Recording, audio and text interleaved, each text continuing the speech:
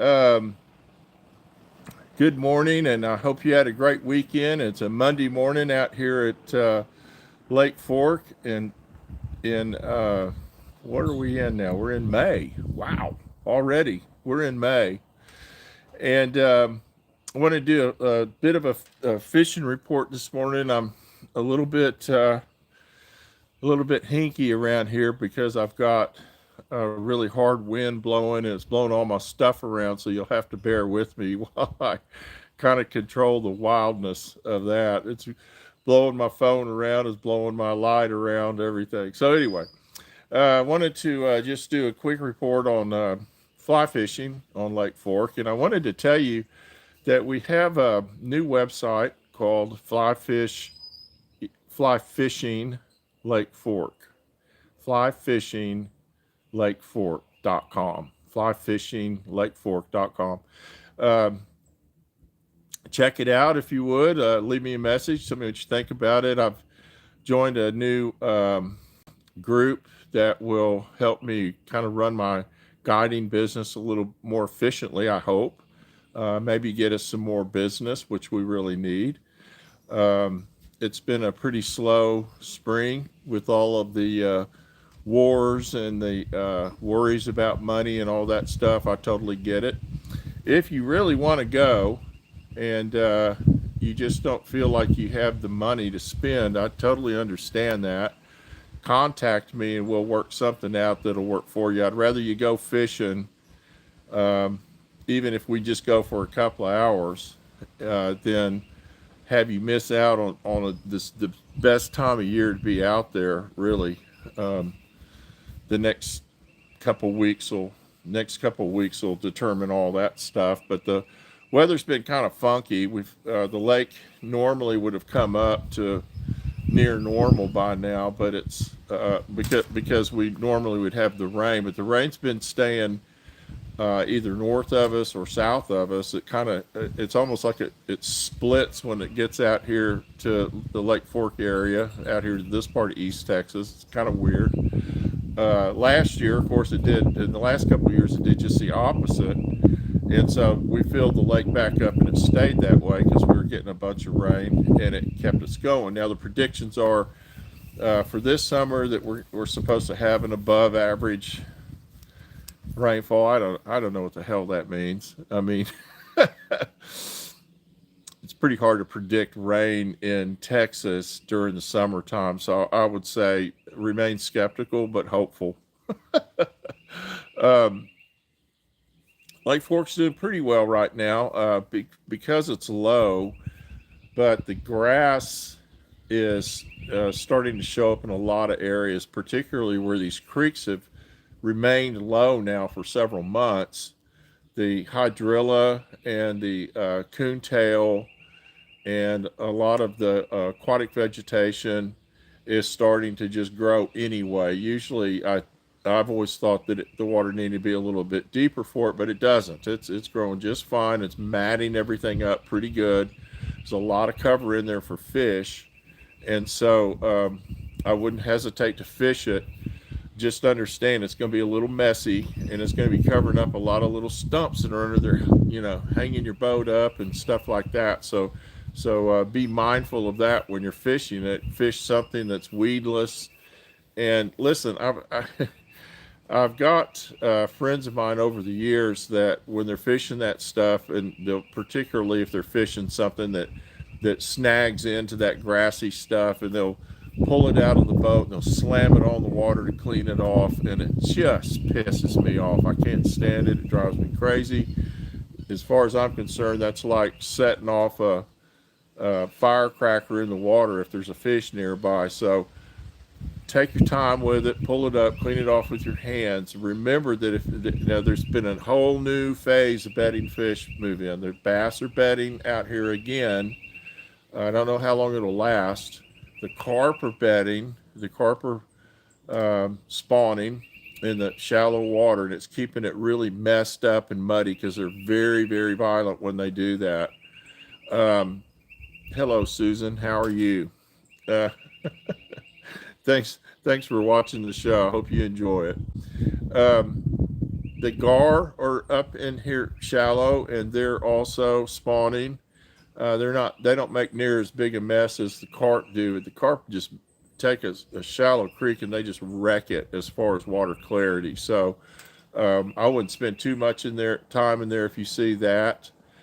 But I'm going to give you a little hint about this wind because every year we have to deal with this wind this time of year. It's just normal for us. And honestly, we deal with wind fly fishing anyway. We deal with wind anyway. Fly fishing. It doesn't matter if it's 5 miles an hour, 10 miles an hour. It's still a pain in the butt when you got a wind and you're fly fishing. So you just have to learn to live with that. Um, some of the places that I find fish, particularly early and late this time of year, is going to be where the wind, where I'm going to look for an area that the wind's blowing into. In other words, a point coming out into the water that's got a lot of stumps on it, or doesn't even have to have stumps necessarily, but a point coming out to the water. I'm going to start out fishing the windy side of that point because it starts becoming all about the bait fish at some point during this time of year. So, um, hi to you, Kay. I don't know. I can't read it. I'm not sure what your name is. I can't read that, but hi to you back. Thanks for thanks for sending me a message. Um, Start out on that windy side of that, and then if you want, if that doesn't work for you, go fish the calm side of it. But those fish, a lot of, and like I may have to cover a whole lot of points, and eventually I'll find one that's holding a bunch of fish. I'll find one that's holding, I might catch 3 or 4 fish on it. So definitely work those windy points. Boy, this wind is really, and I'm fixing to go fishing after this. So I hope I can get a little bit of fishing in out of this wind. Um, the other thing is a windy bank is always a good place to fish for the same reason. So these fish are in post spawn. I caught one the other day that was probably 4 or 5 pounds. It probably was 6 or 7 pounds 2 weeks ago. Um, and but it had a flat belly. She had spawned out and she was just feeding, and that's what they do this time of year. So we want to play into that instinct that they've got to eat because they haven't eaten. They've been spawning. They don't eat. They work really hard 24/7, and when it's all over with, they're ready to get after something. So I'm throwing streamers like this little guy right here. I've been tying these up. I've been putting them on. I've been putting them on the social media and stuff. If you're interested, um, and then I'm throwing crawfish patterns as well. And the bigger fish, a lot of times, will move out to off the bank into a little deeper water. They might be 6 or 7 feet down in there, and just kind of hanging in trees and stuff. I'm not sure what they're waiting on, but they get out there and they just sort of hang in the deeper water around deeper structure. So my little crawfish pattern I tie actually sinks really fast, and it gets down in there with them. And boy, I've missed 2 really big fish recently. Just couldn't get the hook set in them fast enough. So so on my fishing report right now, I'm just focused on bass. I'm starting to see some brim beds pop up in some places. They don't look like they're really dedicated to them yet. They haven't. I don't see a lot of brim on those beds, but I do have some coming up and messing with my bait, my topwater baits when I throw them. So look for those brim beds because, of course, in the evening time, those bass, well, really all day, those bass will come in and feed on those brim real aggressively.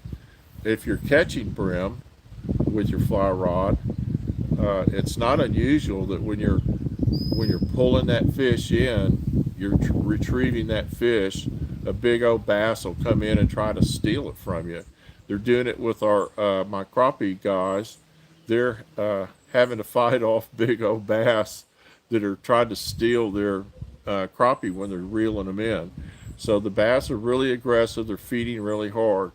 The brim are just getting started. Now you can catch them for sure.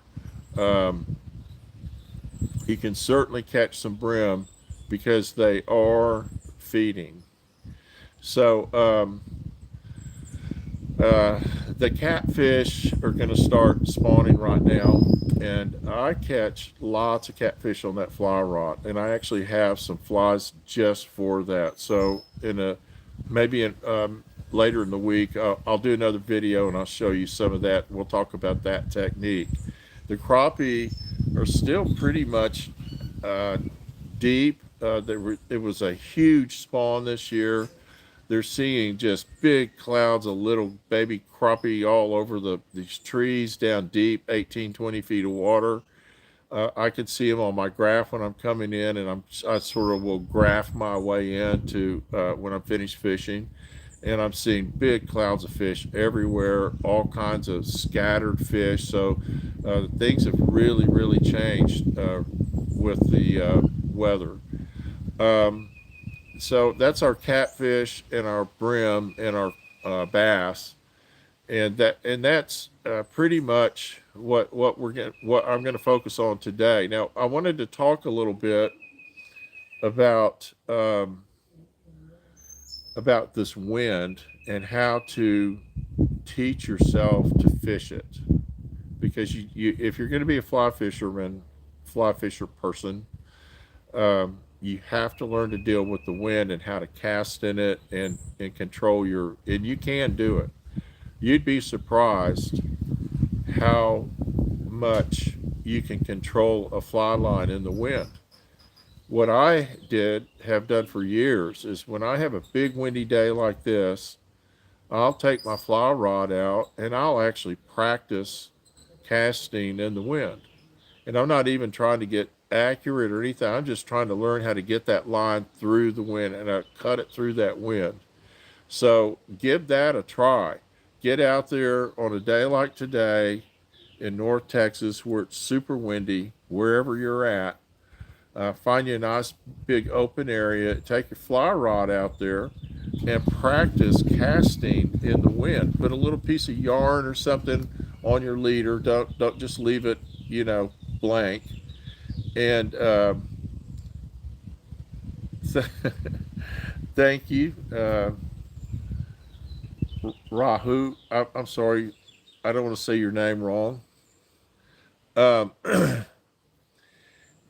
Go out and practice. I'm trying to thank people that are coming on and participating in the show. So that's really fantastic. I really do appreciate it. We've picked up a lot of followers. We're going to continue to do these videos and try and get more followers. We're almost at 300. I know that's tiny, a little drop in the ocean with a lot of these guys, but for me, that it's okay because I've earned it all. So, hopefully we can get 3 or 4 more folks and get up to 300. We're like 297 or 296. I'm not really sure. Um, Someday we'll have a bigger audience, but that's okay as long as everybody that's watching is enjoying it. That's all that really matters. It doesn't matter really how many we have.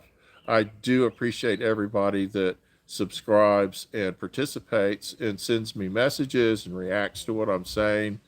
I'm doing the best I can to give you really good advice and kind of helpful hints. And this is just all stuff I've learned along the way, that things that I practice myself. So I want to get back to what I was talking about. Um, let's get you out in the wind with your main uh, fly rod that you fish most of the time. So if you're fishing for larger fish and you have a 6, 7, 8 weight, take that rod out there if that's what you use most of the time and learn to throw it in the wind. It's super, super helpful, and you'll learn a whole lot about your casting ability, but you'll also learn some little tricks along the way that you don't even realize. It'll change how you cast. So give that a practice. If you're going to go out in the wind, if you're in a kayak or a small boat, be super careful, especially out here at Lake Fork. There's stumps everywhere. You can't see them. When there's waves in the water, it covers them up a lot of times, and you don't know they're there.